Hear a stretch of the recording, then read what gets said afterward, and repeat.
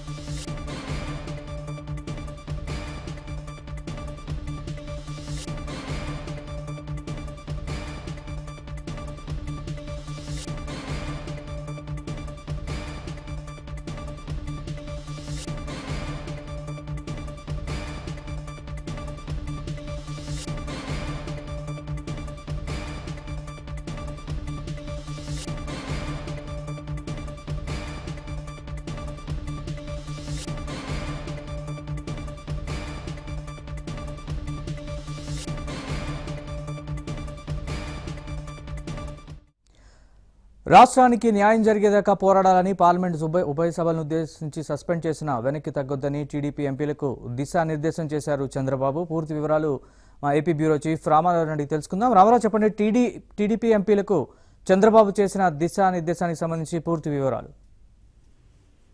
చంద్రబాబు నాయుడు ఈ రోజు ఉదయం కొద్దిసేపటి క్రితం ఢిల్లీలో ఉన్న పార్లమెంట్ సభ్యులు, రాజ్యసభ సభ్యులందరితో కూడా టెలికాన్ఫరెన్స్ లో మాట్లాడారు. ఈ టెలికాన్ఫరెన్స్ లో ముఖ్యమంత్రి చాలా తీవ్ర వ్యాఖ్యలు చేశారు. ఆంధ్రప్రదేశ్ కు జరిగిన అన్యాయాన్ని జాతీయ స్థాయిలో మీడియా దృష్టికి, అన్ని రాజకీయ పక్షాల దృష్టికి, అన్ని రాష్ట్రాల ప్రజల దృష్టికి తీసుకువెళ్లగలిగాము అని చెప్పి సంతృప్తి వ్యక్తం చేశారు. ఒకవేళ అక్కడ అధికార పార్టీ కానీ లేక ఎన్డీఏ ప్రభుత్వం మనల్ని సస్పెండ్ చేయాలని నిర్ణయించినప్పటికీ కూడా ఎట్టి పరిస్థితుల్లో వెనకంజ వేయొద్దు. ఒకవేళ హౌస్ నుంచి సస్పెండ్ చేస్తే మాత్రం వెంటనే బయటకు వచ్చి గాంధీ విగ్రహం దగ్గర ఆందోళన చేయాలని చెప్పి ముఖ్యమంత్రి చంద్రబాబు పార్లమెంట్ సభ్యులకు ఆదేశాలు జారీ చేశారు. విభజన సమయంలో కూడా 6 నెలలు పార్లమెంట్ లోనే పోరాటం చేశాం, తక్కువ మంది ఎంపీలతో కూడా సభను స్తంభింపజేశామనే విషయం అందరూ గుర్తుపెట్టుకోవాలని చెప్పి ఆయన ఎంపీలతో జరిగిన టెలికాన్ఫరెన్స్ లో చెప్పారు. ఏ 2 పార్టీలు అయితే ఆంధ్రప్రదేశ్ ని మన ఇష్టం లేకుండా విడగొట్టాయో ఆ 2 పార్టీలే ప్రస్తుతం ఇప్పుడు కేంద్రంలో ఉన్నాయి, లోక్సభ రాజ్యసభలో ఉన్నాయి. ఆ 2 పార్టీలే మనకు న్యాయం చేయాలి అని చెప్పి కూడా చంద్రబాబు నాయుడు చెప్పారు. 2 ప్రభుత్వాల మధ్య సమస్య ఇది. బంధుల వలన జనజీవనానికి ఆటంకం కలుగుతుంది. దీనివల్ల ప్రజలను మనం ఇబ్బంది పెట్టిన వాళ్ళం అవుతాము. లోక్సభలో ప్రస్తుతం తెలుగుదేశం పార్టీ ఎంపీలు చేస్తున్న పోరాటం వల్ల మనం ఈ సమస్యను అందరి దృష్టికి తీసుకువెళ్లగలిగాము అని చెప్పి చంద్రబాబు చెప్పడంతో పాటు వీధి పోరాటం వల్ల సమస్య పరిష్కారం కాదు, రాష్ట్రంలో ఎక్కడైతే అన్యాయం జరిగిందని చెబుతున్నామో అక్కడే బంధులు చేయటం వలన ప్రజలు తీవ్ర ఇబ్బందికి గురి చేసి రాష్ట్రాన్ని మరింత ఆర్థిక నష్టాలకు గురి చేసే అవకాశం ఉంది. ఇది మంచి పద్ధతి కాదు అని చెప్పి చంద్రబాబు నాయుడు వ్యాఖ్యానించారు. ఏపీకి జరిగిన అన్యాయంపై కేంద్రంలో లోక్సభలో ప్రతిపక్ష నేత మల్లికార్జున ఖర్గే ఎందుకు ప్రశ్నించలేదు అని చెప్పి కూడా ఆయన చంద్రబాబు నాయుడు ప్రశ్నించారు. ఆయన విభజన చేసి అన్యాయం చేసిన కాంగ్రెస్ పార్టీకి చెందిన ప్రతినిధి లోక్సభలో రాష్ట్రపతి ప్రసంగానికి ధన్యవాదాలు తెలిపే తీర్మానంలో మాట్లాడే సమయంలో ఆంధ్రప్రదేశ్ కు జరిగిన అన్యాయం కోసం ఎంపీలంతా కూడా ఉదయం నుంచి పోరాటం చేస్తున్నారు, వాళ్ళకి న్యాయం చేయండి అని ఒక మాట చెబితే సరిపోయేది కదా అని చెప్పి కూడా ఆయన వ్యాఖ్యానించారు. ఈ 2 రోజులే సభ జరుగుతుంది, ఎల్లుండి సభ వాయిదా పడుతుంది కాబట్టి కేంద్రంపై ఒత్తిడి పెంచడానికి ఇది అనువైన సమయం అని చెప్పి చంద్రబాబు నాయుడు ఎంపీలందరికీ చెప్పారు. తప్పనిసరిగా ఆంధ్రప్రదేశ్ కి ఏం చేస్తారో కూడా వెంటనే తేల్చి చెప్పాలని కూడా మీరు పార్లమెంట్ లో నిలదీయండి అని చెప్పి ఆంధ్రప్రదేశ్ ప్రజలకు సంతృప్తి కలిగించాలి, వారిలో అసంతృప్తిని తొలగించాలి, కేంద్రంపై ఒత్తిడి పెంచాలని కూడా దిశానిర్దేశం చేశారు.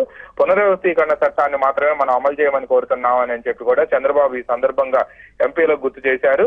దీంతో పాటు పునర్వ్యవస్థీకరణ చట్టంలో ఆ రోజు ఏమేమి నిబంధనల కింద ఏమేమి పెట్టారు, వాటిల్లో ఈ రోజు వరకు ఎంతవరకు అమలు చేశారు, రాష్ట్రానికి వచ్చిన నిధులు ఏమిటి, సంస్థలు ఏమిటి, సంస్థలని అద్దె భవనాల్లో కొనసాగుతున్నాయి, కనీసం వాటికి స్థలం ఇచ్చినప్పటికీ కూడా ఈ రోజు వరకు కూడా ప్రహరీ గోడలు కూడా నిర్మించలేకపోయారని చెప్పి చంద్రబాబు నాయుడు చెప్పారు.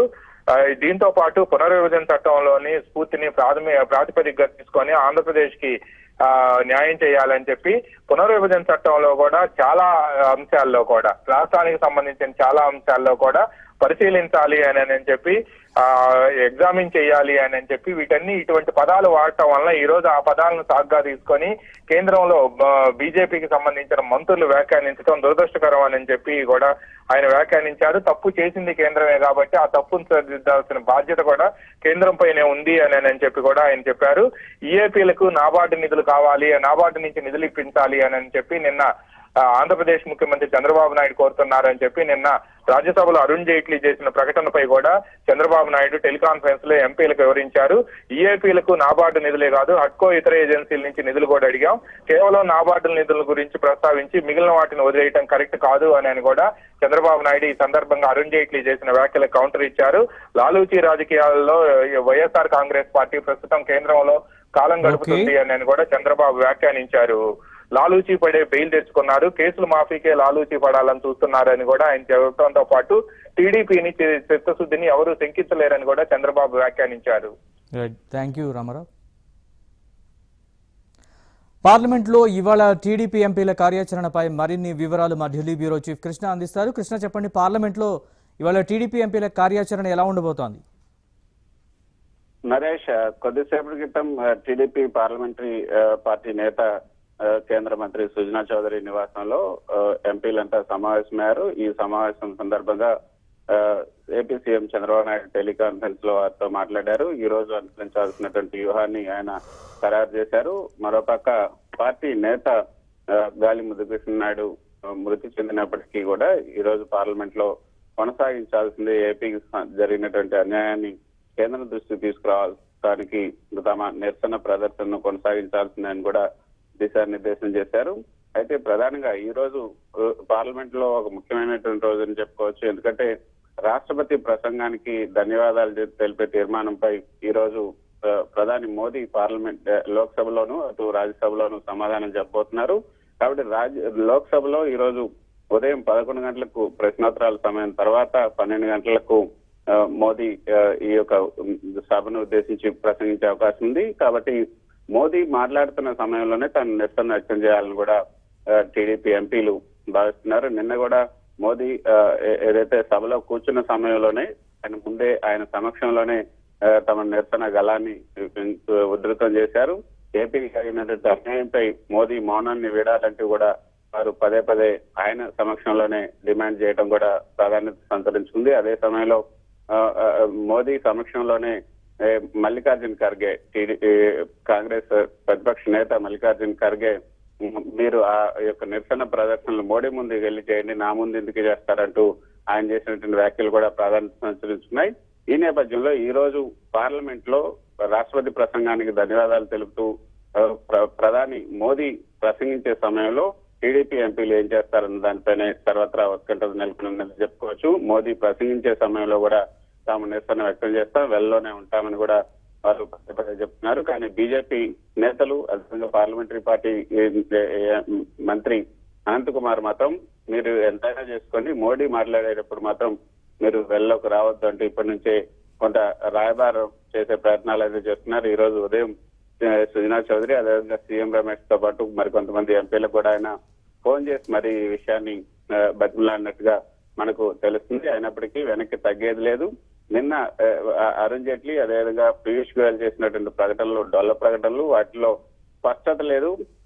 ఒక నిర్దిష్టమైనటువంటి కార్యాచరణ ప్రణాళికను ప్రకటించేంత వరకు తమ నిరసన కొనసాగించాలని తమ నేత ముఖ్యమంత్రి చంద్రబాబు నాయుడు ఆదేశించారు. కాబట్టి ఆయన ఆదేశాల మేరకే తాము నిరసనను కొనసాగించాల్సి ఉంటుంది అని కూడా అనంత్ కుమార్ కు అదేవిధంగా రాజ్నాథ్ సింగ్ కు అరుణ్ జైట్లీకి కూడా సుజనా చౌదరి విస్పష్టంగా చెప్పినట్టుగా మనకు తెలుస్తుంది. మొత్తానికైతే ఈ రోజు కూడా నిన్నట్లాగానే కొనసాగించాలి, ఏమాత్రం వెనక్కి తగ్గొద్దు.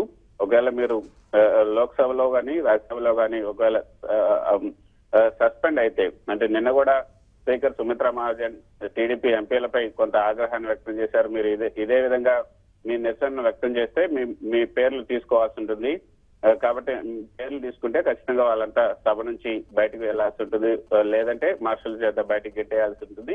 అదే పరిస్థితి వచ్చినా కూడా మీరు వెనక్కి తగ్గద్దని ముఖ్యమంత్రి చంద్రబాబు నాయుడు ఎంపీలకు ఆదేశాలను జారీ చేశారు. ఆ మేరకే ఎంపీలంతా కూడా ఈ రోజు తమ కార్యాచరణ ప్రణాళికను చేయబోతున్నారు.